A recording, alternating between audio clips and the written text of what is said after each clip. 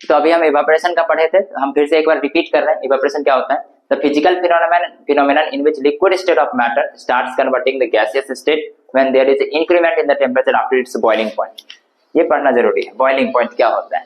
ठीक है, कह रहा है कि बॉइलिंग पॉइंट के बाद अगर टेम्परेचर आप बढ़ाते हैं तो लिक्विड स्टेट जो है गैसियस स्टेट में कन्वर्ट होता है। इस पूरे फिनोमेनन को आप इवेपोरेशन कहते हैं। अगर मैं हिंदी में बताना चाहूँ आपको, तो इसके क्वथनांक, किसी भी द्रव का क्वथनांक से अधिक तापमान देने पर जब द्रव अवस्था से वो गैस अवस्था में बदल जाता है तो उस प्रक्रिया को वाष्पीकरण कहते हैं। फिर से मैं अगर दोहराऊं, तो किसी भी पदार्थ की द्रव अवस्था को उसके क्वथनांक से अधिक ताप देने पर जब वो गैस अवस्था में बदलना शुरू हो जाता है तो उसको कहते हैं वाष्पीकरण। ठीक है, the physical phenomenon in which solid state of the matter starts converting into liquid states after the increment of the temperature after the boiling points। ठीक है, तो बॉइलिंग पॉइंट से अधिक टेम्परेचर देने पर जब तापमान अब बढ़ रहा है तो लिक्विड जब गैस में कन्वर्ट होने लगती है तो उसको इवेपोरेशन कहते हैं।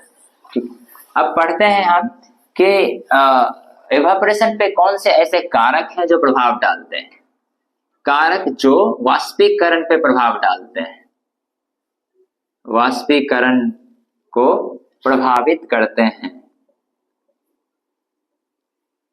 मतलब factors affecting the rate of evaporation.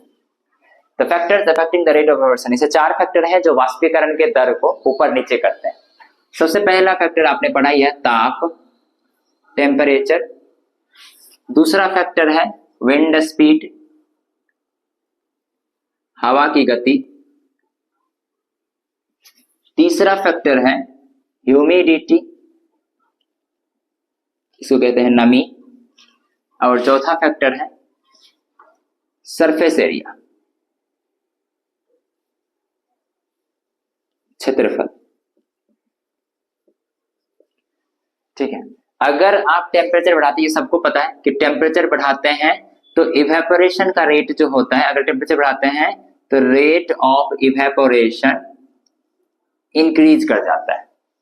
ठीक है, किसी भी चीज का, किसी भी लिक्विड का अगर आप टेम्परेचर इंक्रीज कर देते हैं तो उसके इवेपोरेशन की जो प्रक्रिया होती है वो बहुत तेज हो जाती है।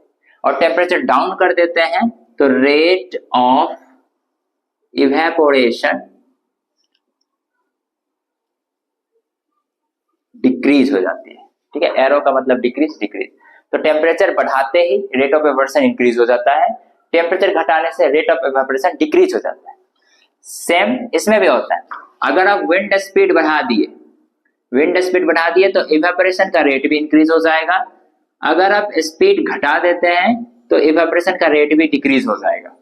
राइट, अगर आप ह्यूमिडिटी बढ़ा देते हैं तो इवेपोरेशन का रेट कम हो जाएगा। क्यों?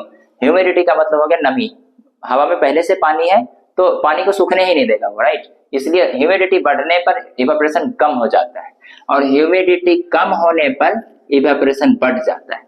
ठीक है, सरफेस एरिया, जितना सरफेस एरिया आप लेंगे, मतलब सरफेस एरिया को बढ़ा देने पर इवेपोरेशन जो होता है वो इंक्रीज हो जाता है।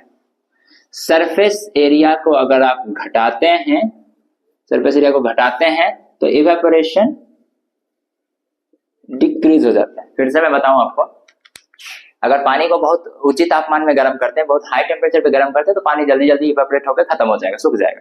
गर्मी के दिन में पानी जल्दी सूखता है, ठंडे के दिन में पानी कम सूखता है। What is it mean to say कि अगर तापमान ज्यादा है तो इवेपोरेशन रेट ज्यादा होगा, अगर तापमान कम है तो इवेपोरेशन रेट कम होगा।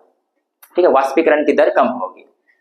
ठीक उसी तरह विंड स्पीड है, अगर आपके रूम में पंखा नहीं चल रहा है तो कपड़े जल्दी नहीं सूखेंगे, पंखा चल रहा है तो थोड़ा सा कपड़ा जल्दी सूख जाएगा। इसलिए विंड स्पीड अगर ज्यादा है तो इवेपोरेशन बहुत तेज होगा, विंड स्पीड कम है तो वाष्पीकरण कम होगा, धीरे धीरे होगा।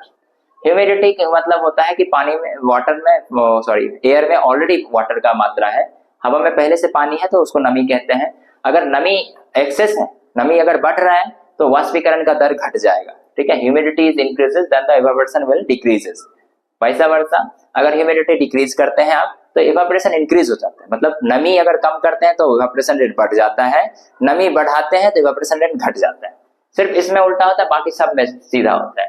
सरफेस एरिया बढ़ाते हैं मतलब कपड़े को फैला देते हैं तो जल्दी सूखता है, कपड़े को समेट देते हैं तो कम सूखता है, राइट। तो सरफेस एरिया, कपड़े को फैलाने का मतलब अगर आपको ये कपड़ा फैल रहा है आपका तो L इंटू बी, ठीक है। अभी L इंटू बी अगर हम लेते हैं तो ये और ये लेंथ ब्रेथ लेंगे तो सरफेस एरिया इंक्रीज कर गया।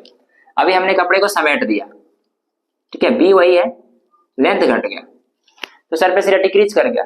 ये फैला हुआ कपड़ा जल्दी सूखेगा और समेटा हुआ कपड़ा जल्दी नहीं सूखेगा, इसलिए कहते हैं सरफेस एरिया बढ़ाने पर इवेपोरेशन जल्दी होता है, सरफेस एरिया घटाने पर इवेपोरेशन कम होता है, ठीक है। कैसे, एक स्टेटमेंट मैं लिख देता हूं, ऐसे लिखना है, मैं इसका लिख देता हूं, increasing the temperature increase in the rate of evaporation। उल्टा भी लिखना है इसका, decreasing, DECREASING, decreasing the temperature decreases the rate of evaporation, मतलब ताप बढ़ाने पर वाष्पीकरण तेज होते हैं तथा ताप घटाने पर वाष्पीकरण धीरे या कम होते हैं, ठीक है। अब हम पढ़ेंगे बॉइलिंग पॉइंट और मेल्टिंग पॉइंट क्या होता है, ठीक है, इसको आप लिख सकते हैं। तो अब हम पढ़ते हैं बॉइलिंग पॉइंट और मेल्टिंग पॉइंट क्या होता है। क्वथनांक और गलनांक, ठीक है। पहले पढ़ते हैं बॉइलिंग पॉइंट, इसको हिंदी में कहते हैं क्वथनांक। अब एक पढ़ते हैं मेल्टिंग पॉइंट, इसको कहते हैं गलनांक। क्वथनांक और गलनांक क्या होता है? बॉइलिंग पॉइंट क्वथनांक होता है, मतलब the minimum temperature at which the liquid state of matter starts converting into gas, ठीक है। कम से कम तापमान जिस पे पदार्थ की द्रव अवस्था गैसियस अवस्था में बदल जाती है, गैस की अवस्था में बदल जाती है, उस तापमान को हम उसका बॉइलिंग पॉइंट कहते हैं, क्वथनांक कहते हैं। फॉर एग्जाम्पल, अगर आइस का देखा जाए, आइस मतलब बर्फ को देखा जाए तो ये 0 डिग्री सेल्सियस पे वाटर बन जाते हैं, मतलब ये माइनस में अगर टेम्परेचर है तो बर्फ है, माइनस से मतलब 0 जैसे ही होता है कि पानी में बदलना शुरू हो जाता है। तो आइस का जो आइस का तो इधर पढ़ना, वाटर का देखते हैं। वाटर को अगर आप 25 डिग्री सेल्सियस 99 डिग्री सेल्सियस पे रखते हैं तो वाटर होता है, और वाटर को जैसे ही 100 डिग्री सेल्सियस करेंगे तो वो गैस में बदलना शुरू हो जाता है। इसका मतलब है कि वाटर का ये मिनिमम टेम्परेचर है 100 डिग्री सेल्सियस, जिसपे ये लिक्विड जो है गैस में बदलना शुरू हो जाता है। तो क्या लिखेंगे, वाटर का बॉइलिंग पॉइंट क्या होता है? वाटर का बॉइलिंग पॉइंट होता है 100 डिग्री सेल्सियस, ठीक है। पानी का क्वथनांक 100 डिग्री सेल्सियस, ठीक है।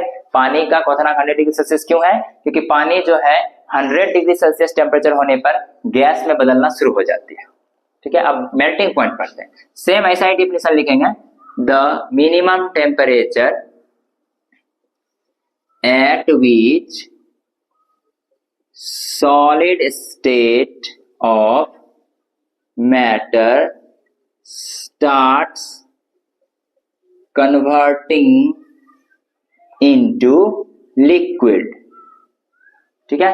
मतलब कम से कम तापमान, वह न्यूनतम तापमान जिस पे पदार्थ की ठोस अवस्था उसके द्रव अवस्था में बदलने शुरू हो जाते हैं, उस तापमान को गलनांक कहते हैं। आप लिख सकते हैं, मैं दोहरा देता हूं, कम से कम तापमान या न्यूनतम तापमान जिस पे पदार्थ की ठोस अवस्था द्रव अवस्था में बदलने लगती है, उस तापमान को गलनांक कहते हैं। फॉर एग्जाम्पल आइस की अगर हम बात करें, आइस मतलब बर्फ, बर्फ जो होता है वो -1 डिग्री सेल्सियस तक बर्फ रहेगा। अगर आप इसको 0 डिग्री सेल्सियस जैसे ही करते हैं, तापमान थोड़ा बढ़ाते हैं, तो ये वाटर में कन्वर्ट होना शुरू हो जाएगा, पानी बन जाएगा। ठीक है, इसका मतलब है यह न्यूनतम तापमान है जो ठोस को द्रव में बदल रहा है। तो इसी तापमान को हम मेल्टिंग पॉइंट कहते हैं। तो आपको पूछेगा आइस का मेल्टिंग पॉइंट क्या है, तो 0 डिग्री सेल्सियस। ठीक है, मतलब आइस जो है 0 डिग्री सेल्सियस से मेल्ट होने लगता है, पिघलने लगता है। That's it. ये क्वेश्चन आता है एग्जाम में, बॉइलिंग पॉइंट और मेल्टिंग पॉइंट।